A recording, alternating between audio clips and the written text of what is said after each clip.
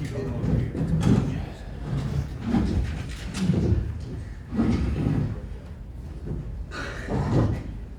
afternoon, everyone. This is the postgame press conference following Game 6 on Day 2 of the 2026 SoCon Women's Basketball Championships. We're now joined by the Samford Bulldogs.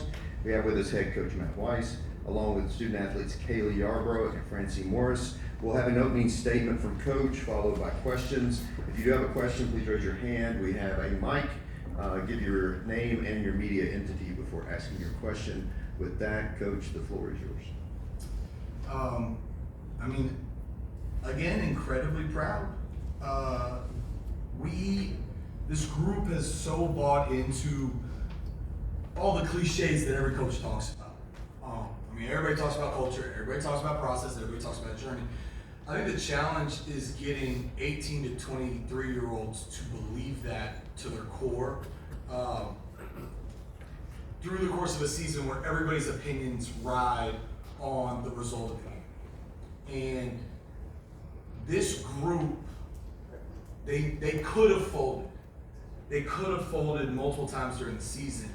And I thought the journey we've been on from, playing at home versus Wofford 2 months ago and getting doubled up in rebounding to going against one of the best rebounding teams in the conference today and out-rebounding them.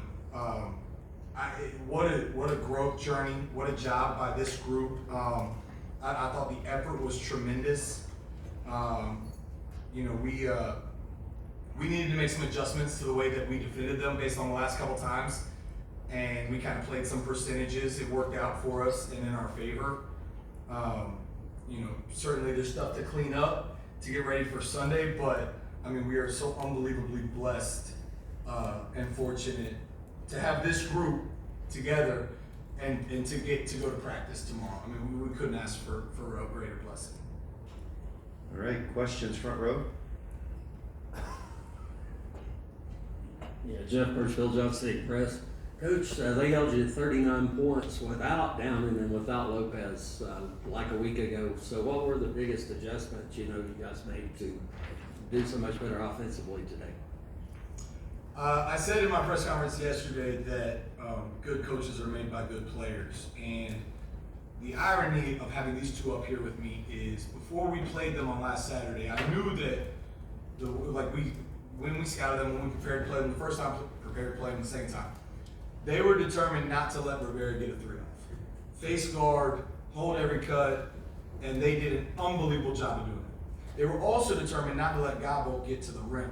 So they had Downing sunk back, they were quick undering with Anala, and it was really, really a tough defense for us.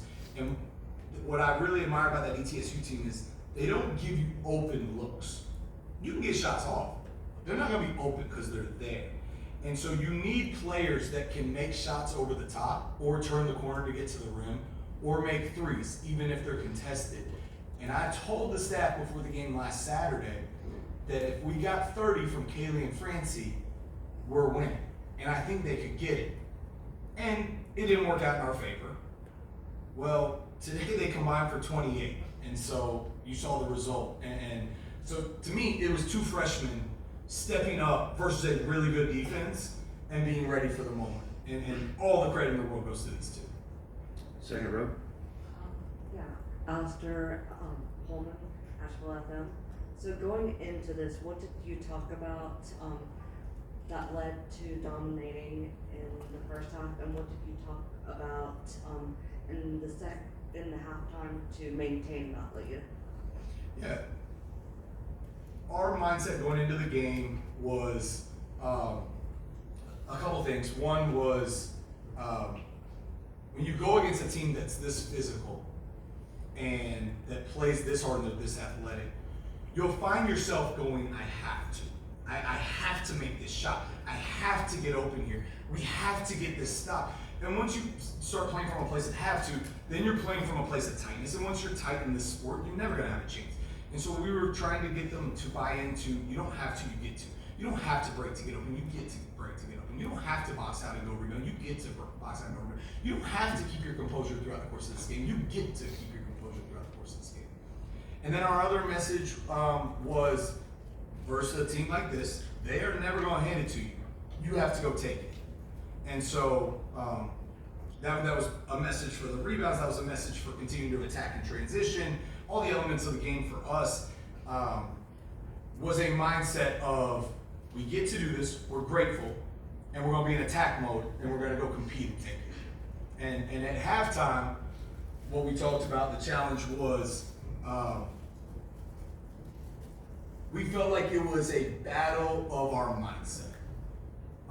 And we talked mindset a lot in our culture. We talk the psychology of basketball. We talk about, different mentality zones for our players. And so the challenge was, no matter how this game goes, if you get up, do not slip on your mindset. If they come back, do not slip on your mindset. The challenge is to stay the course. And there were times where I felt like the players, Sierra and Bree, were challenging me in timeouts to keep my mind set. So it was cool to see the ownership by the players in that regard. Third row, maybe questions for the student athletes. This is Stephen Griffin, Sports Media, for both Francie and Kaylee, actually. A very physical game yesterday and arguably an even more physical game today. How important is recovery and post-game routine in a physical, tough tournament like this one? Francie, what is it? It definitely is super hard, but we have a great coaching staff and team that has helped us so much, especially our trainers and John and Lauren. They just help us so much with just like strength and then like stretching, and then we took ice baths, so we did everything just to like help recover, but so we couldn't have done it without them. Yeah, like she said, we took ice baths last night, and just stuff like that. They prioritize that stuff, and it's really important because we also had like a stretch period this morning. So just doing stuff like that, like getting your mind right, like preparing, getting your bodies right, is like what led us to this win, like zoning in this morning. More questions? Front row. Thank you. Kai Samford, Women's Basketball. Kaylee, I talked to Francie yesterday during this time in post game, and I talked to her about her being the freshman and playing in the SoCon tournament. Can you speak to yourself? This is your first time in postseason play as a college athlete. Can you speak to that? Yeah, it's definitely exciting. At times, it's definitely frustrating. But just being able to play with this group of girls and this coaching staff is truly a blessing. And I think we just all grew so close together and so tight so quick that that's why we are able to do this, because of that bond we built and just a lot of leaders on the team. And a lot of people have stepped up. So it's just a great opportunity for me and for everyone. And then Coach Matt, first time Samford's been in the Women's Basketball Championship game since 2020. This is your first year as a head coach. This is y'all's first year as freshmen. Let's talk about that a little bit. Yeah, I don't invent anything. Everything I do is stolen, and so I pick the brains of people a lot smarter than me. Obviously, I have some very fortunate and blessed connections to be able to do that, but it's also one of the people I leaned on in the process of becoming head coach, besides Coach Carly, who I certainly leaned on a lot, was Sean Poppy, right? Who just went through this, just did this. And we talked a lot about year one. How did they get hot? How did they make the run? What was the messaging like? And he talked to me about how for them, they didn't set a goal of winning a championship. They said they focused solely on the culture stuff.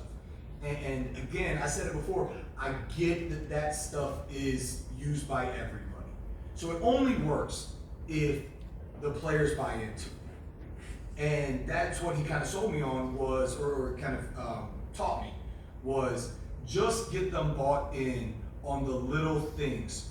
And so one of ours that revolves around our toughness is taking charges. And a lot of practices, we start with taking charges. And the way that first half went, when it was charge after charge after charge, I think we got 4 of them in the first half. And our goal for the game was 4 charges. And to me, that is a perfect example of the buy-in that we were trying to create. And then I believed that the process of doing that stuff, as they tasted it, would then elevate them to this point. So as far as making it to the championship, I'm thrilled. I'm thrilled for them. I'm thrilled for our university. But get better tomorrow. I mean, I get it, but that's how our approach is going to be. We're going to try to get better tomorrow. Any other questions from the room? Before you go, Francie, can you talk about just the defensive effort by your team today as players? You held ETSU to 28.3% shooting from the floor, 22.6 from three. Just about doing that and defending like that in terms of. Okay. I think we had a great game plan by our coaches, and they told us we're going to go under every single screen and make them shoot over us because they are a great attacking team and finish at the rim. And so our goal was like, if they're going to beat us, they're going to beat us shooting the three or shooting some pull-ups. So, and then also we're going to be an aggressive team. Like we're going to be physical, and so I think that helped us a lot. And like Coach Matt said, we took 4 charges, and so got 2 of their key players like out of the game, and so that helped us like throughout the game because they were out of the game. So yeah, and we just have a great team. Like Kaylee said, we all stuck together, and I think that's what makes our team like so special is that we all like care for each other and we want each other to do well. And so just having that culture is incredible, and I'm so thankful to be part of it. All right, Coach, to you and your players, thank you. We'll see you in a couple days. Thank you. Thank you.